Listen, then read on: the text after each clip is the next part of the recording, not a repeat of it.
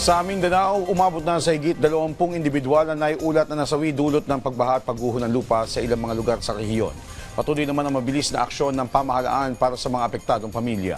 Yan ang report ni JC Aliponga ng PTV Davao.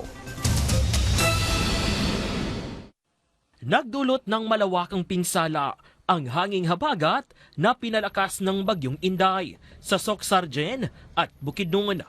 Dahil dito, nagkaroon ng malawakang pagbaha, pagguho ng lupa at pagkasira ng mga bahay at infrastruktura at may mga nasawi. Binaha ang mga komunidad, Saglan at Maitom Sarangani habang bigla ang pinasok ng putik at baha ang mga bahay sa Palimbang, Sultan Kudarat.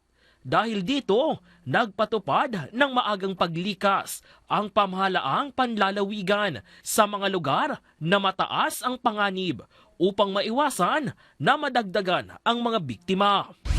Nakaranas din ng matinding pagbaha ang ilang barangay sa Malaybalay City, Bukidnon matapos umapaw ang Sawaga at Pulangi River.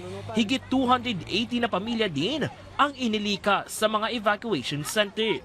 Nagkaroon din ng landslide sa sitio Santo Domingo, Barangay Lumintao, Quezon, Bukidnon na nag-iwan ng makapal na putik sa pangunahing kalsada kaya hindi ito madaanan ng mga sasakyan.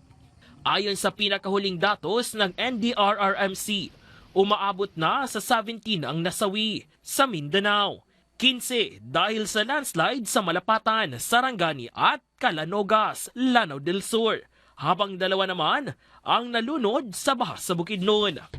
Yung injured po natin as of this morning na report, meron pong 9 at meron pong nawawala, missing po na 16 na mga kababayan natin.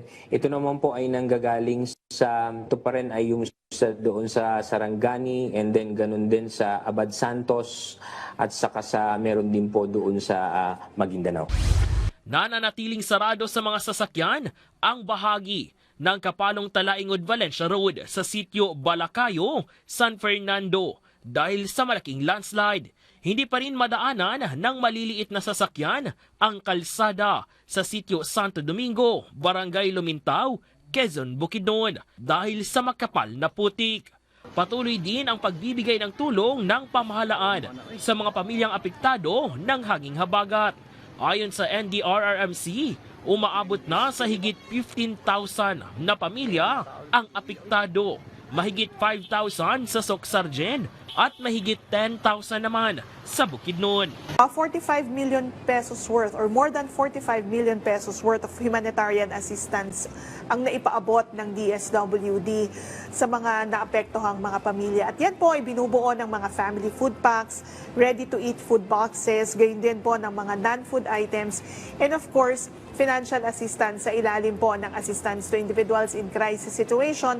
Particular po nating ipinaabot ito doon sa mga naapektuhan ng nangyaring landslide dyan nga po sa Sarangani. Muling nagpaalala ang Office of Civil Defense sa mga residente na sumunod sa mandatory evacuation na ipinatutupad ng mga lokal na pamahalaan upang matiyak ang kaligtasan ng lahat.